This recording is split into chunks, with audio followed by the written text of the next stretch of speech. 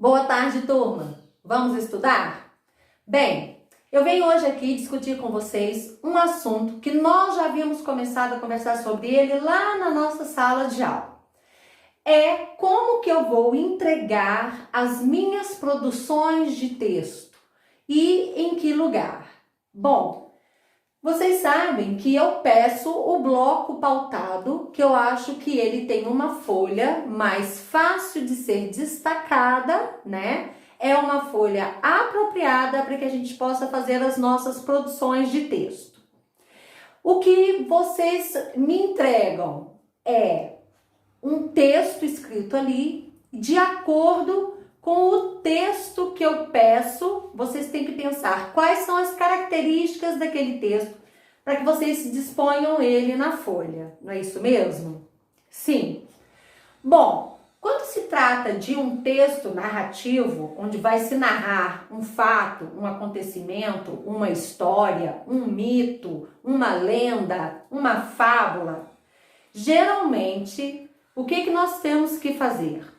Pegar a folha do bloco pautado, ver a dimensão dela e ver o que é que eu vou fazer, o que eu tenho que fazer primeiro.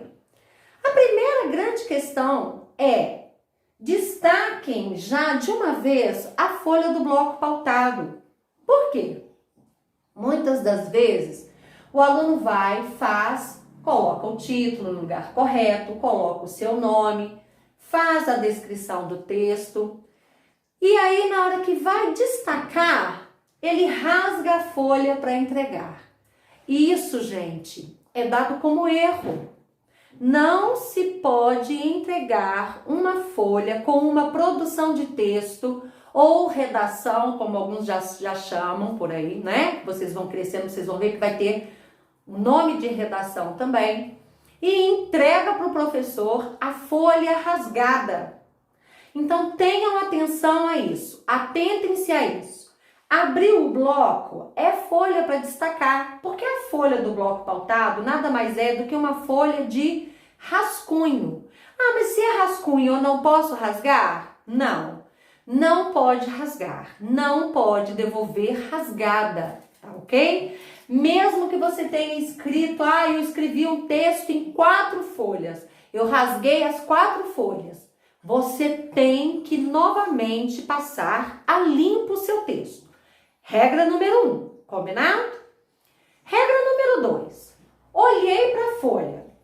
A folha do bloco pautado, geralmente, ela não vem com esta linha aqui, que nós chamamos de margem. Mas o que seria, então, esta linha? Se você observar bem, esta linha, quando feita na folha do bloco pautado, ela me traz uma ideia também de organização, de métrica. É uma reta, é um segmento de reta, não é assim que a gente aprendeu no matemática? Então essa linha aqui, ela vai me dar uma visualização de como eu vou disponibilizar o meu texto. Tia Márcia, o meu bloco pautado não vem com essa linha aqui. Muito simples. Pega a régua, meça quantos centímetros você quer dar daqui de cima até aqui de cima. Geralmente 1 centímetro ou 1,5 centímetros. Marque um ponto em cima e um ponto embaixo e passe a régua. Não é para fazer a mão livre. Regra número 2, fazer a linha com régua. Combinado? Combinado. Regra número 3, qual será? Nada mais é do que o título. E eu já falei para vocês que o título sempre vem na primeira linha. Ela não é uma linha descartável. Muita gente começa escrevendo na segunda ou na terceira linha. Não. Nós vamos escrever na primeira linha e vamos centralizar, de modo que nós vamos colocar este título entre aspas ou dar um grifo.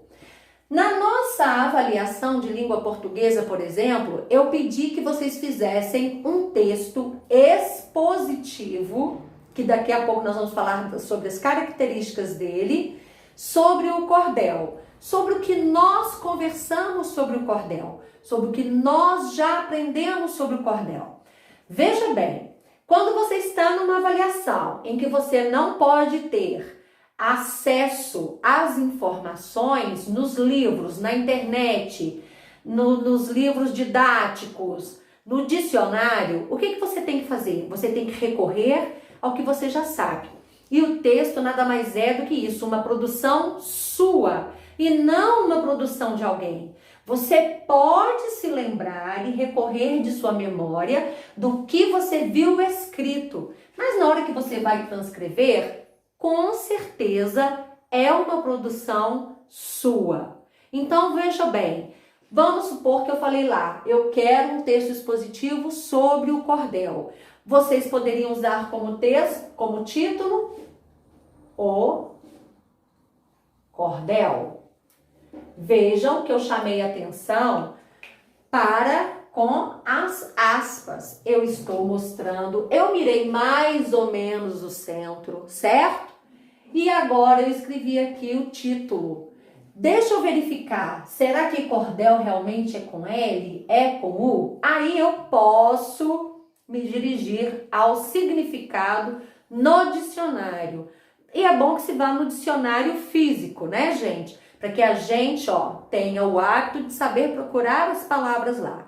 Fui lá, verifiquei. Assim, está correto. Então, já estou ganhando pontos com a minha folha está inteira, ela não está amassada, ela está devidamente, milimetricamente ali reguada, né? Eu passei uma linha, para que eu veja, para que eu depois meça os meus parágrafos.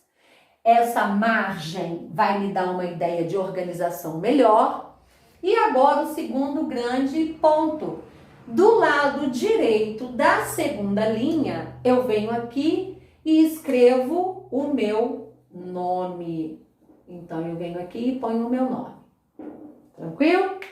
Então, veja bem, a professora pegou a folha, ela já automaticamente olhou para essa linha aqui do lado e ela já observou. Quem me entregou foi o aluno ou a aluna tal. Muitas pessoas escrevem todo o texto e colocam o nome lá embaixo. Vocês vão ver que tem determinados tipos de texto em que o nome vem aqui embaixo, mas não esse texto expositivo. Agora, a gente vai ali dar uma olhada nas regras do nosso livro de língua portuguesa e o que ele trouxe de características para textos expositivos.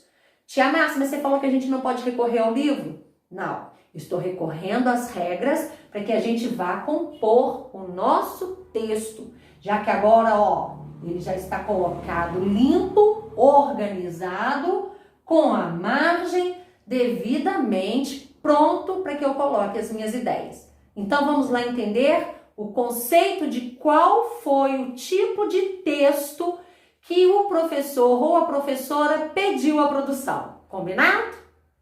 No nosso livro de português, livro 1, nós temos a seguinte definição.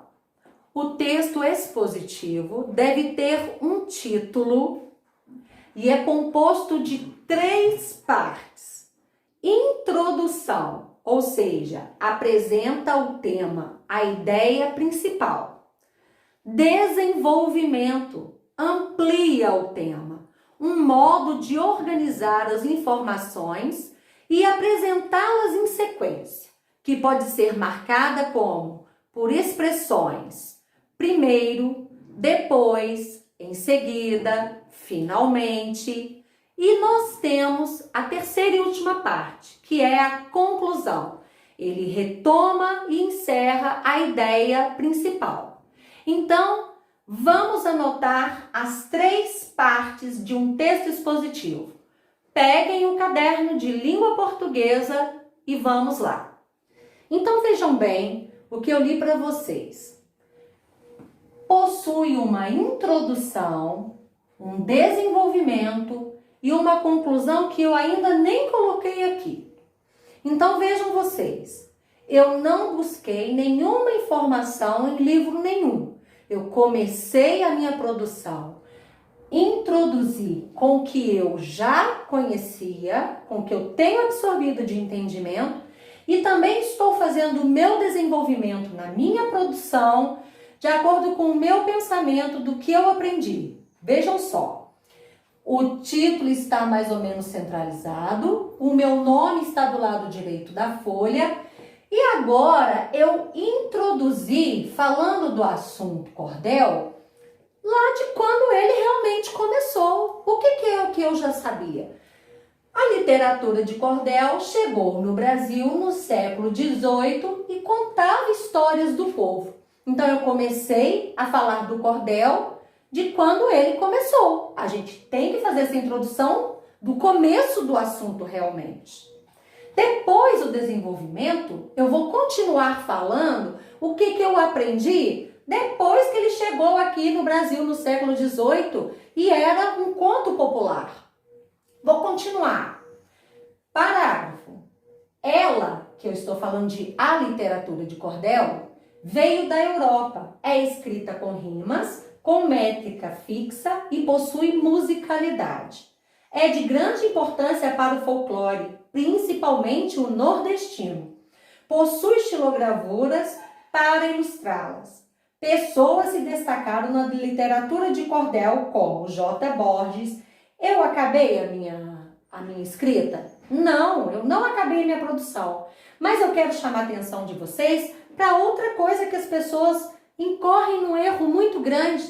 Querem escrever aqui embaixo da folha, onde não há mais espaço, onde não há linha, e aí é um outro quarto grande erro. Por quê? Nós temos a outra folha do bloco, há folhas do bloco pautado que tem pauta atrás delas. Então, se tem a pauta atrás dela, eu vou continuar a produção atrás da folha. Se não tem, eu vou continuar em outra folha. E tomar o cuidado para na hora de eu entregar a produção para minha professora, de eu não perder a sequência. Não tem nada que ficar numerando. Nós não numeramos texto expositivo. Combinado? Combinado. Então vejam só vocês. Para introduzir, eu dei parágrafo. O parágrafo, ele é um conjunto de quê? Primeiro, desse espaço aqui, eu estou demonstrando que eu vou começar um assunto, mas seguindo toda a frase até o ponto que eu acabei esta frase. Vou continuar o assunto, mas agora eu estou mudando, eu não estou mais na minha introdução, eu vou para o desenvolvimento. Indo para o desenvolvimento, o que eu vou fazer? Dar um espaço de um outro parágrafo e continuar. Quando eu percebo que as minhas frases estão muito longas, eu vou usar de recursos como vírgula, ponto e vírgula, para que eu possa respirar e dar uma entonação na minha frase. Eu achei que esta frase já ficou melhor. Falei de onde ela veio. Vou mudar de assunto dentro ainda do desenvolvimento. Vou dar outro parágrafo e vou mostrar que eu estou dentro do desenvolvimento falando outra característica da literatura de cordel que eu conheço. Então, vou continuar sem frases muito extensas, dei ponto, comecei a frase com letra maiúscula, tudo são conceitos que eu já aprendi lá no primeiro, no segundo e no terceiro ano, não é isso? Então, eu estou seguindo mais ou menos essa distância de parágrafo, continuo no desenvolvimento, mas agora eu vou falar das pessoas que se destacaram, então eu vou dar parágrafo, continuar, né?